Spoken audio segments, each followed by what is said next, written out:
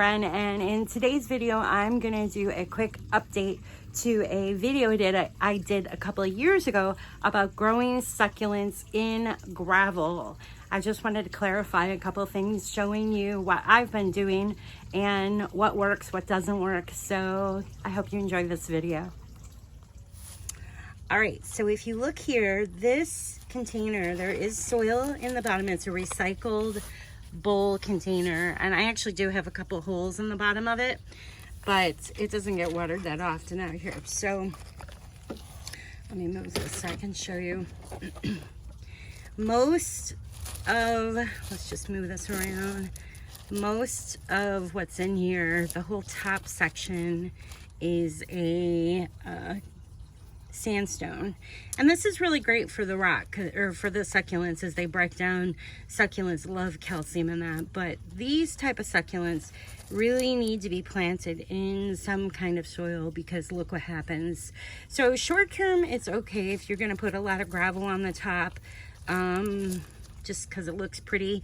You'll buy them at the store like that with the gravel on top, and it looks really cute, and it works for some plants. Like this one I have here, it's managavi, and it doesn't mind. But down below, the roots are actually in a nice soil, and the rocks are just on top, keeping weeds out and looking kind of neat.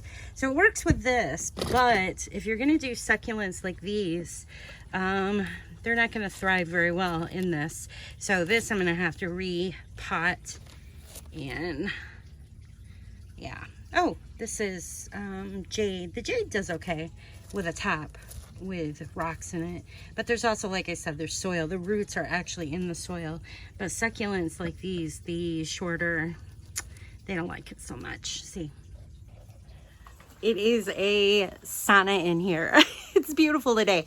It's been sunny most of the day, and I think we got up to maybe 45, close to 50 outside, which means here in the dome, because it's late February, the sun's up high enough that it is a beautiful 83 degrees in here today. So whew, I'm a little glistening. All right, so right down in here, you can see this container is mostly gravel on top. Well, it's a sandstone, and I do love the sandstone. It's just sometimes it doesn't work very well with certain succulents, like this one. This one I planted in here. You can see there's 3 or 4 little pieces, and it's kind of dying back. It's not doing very well in this gravel. Now let me show you over here.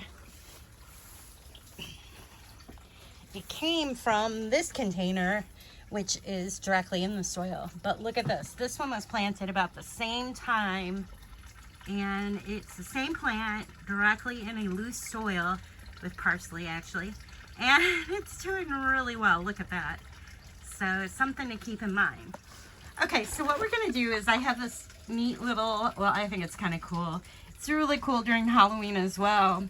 It's a 3D printed skull that me and my son put together for Halloween. And what I want to do is, I'm going to go ahead and plant a few of my favorite succulents in this, just to have fun with it. So there's no hole on the bottom. You could go ahead and drill a hole, but I'm not going to do that for this planting. What I'm going to do is, I'm actually going to put some of that sandstone in the bottom, about an inch worth of that gravel, or it's sandstone.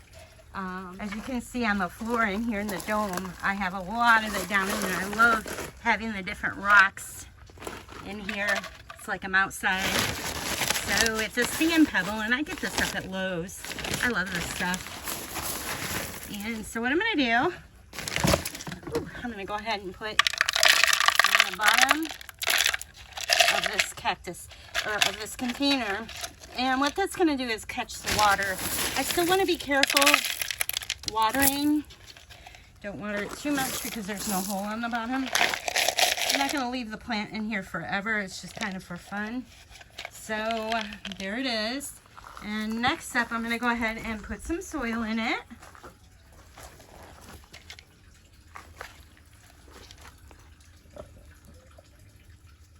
All right.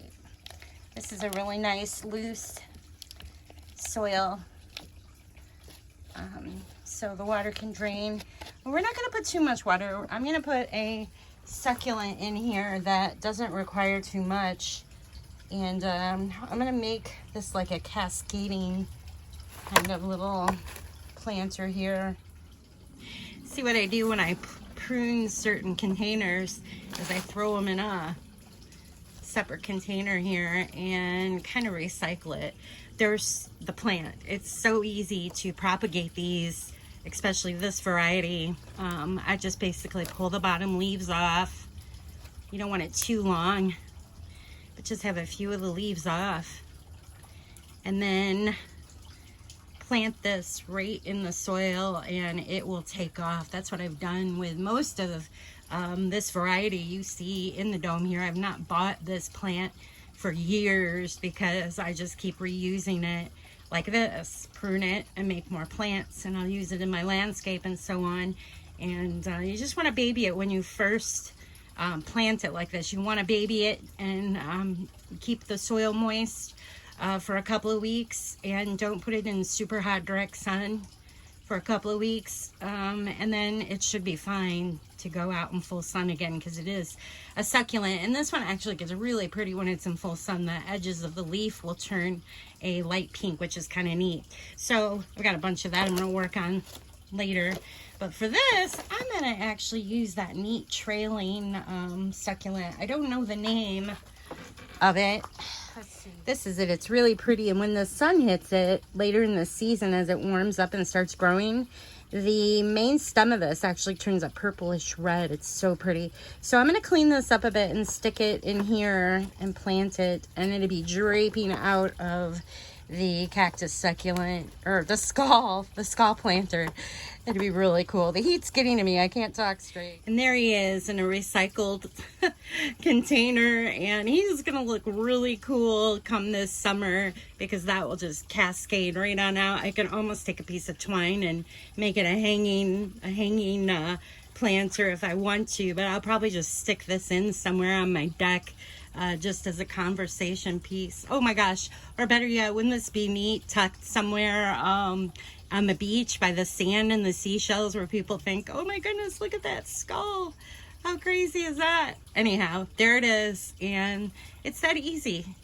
I'll share a picture of it later in the season so you can see how it fills in, so stay tuned. Hen and chick are kind of like that too. If you just clean up the bottom of it and take off all the dead leaves and just stick it right down into some nice moist soil, it will actually grow in a container like this, as long as you don't overwater it. And by the end of the summer, this hen and chick will fill the whole container. You can also take, I like to do this, I take my favorite little succulents and I just sit a little bit of the trimmings in there, and this will actually fill the container over the season. Just don't overwater it. These are kind of fun too, to take the little containers and sit them in your landscape, or you can give them as gifts, or you can sit them inside larger containers. And it's okay to put your favorite rocks in, or your favorite, a few little pieces of gravel, maybe just to hold the plant up a bit, but just don't overdo it. Let them have enough soil to thrive in. And there it is. I love these. I have so much fun doing these.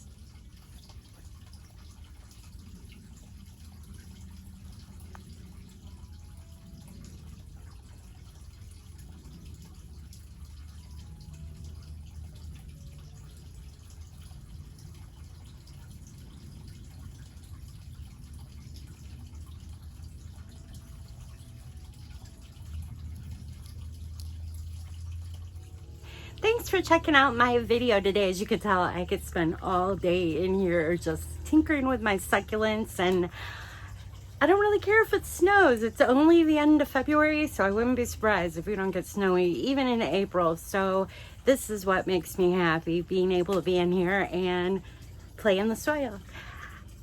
Thanks for checking out my video today. You can find this and other creative living ideas on my website at brenhaas.com. I hope to see you there.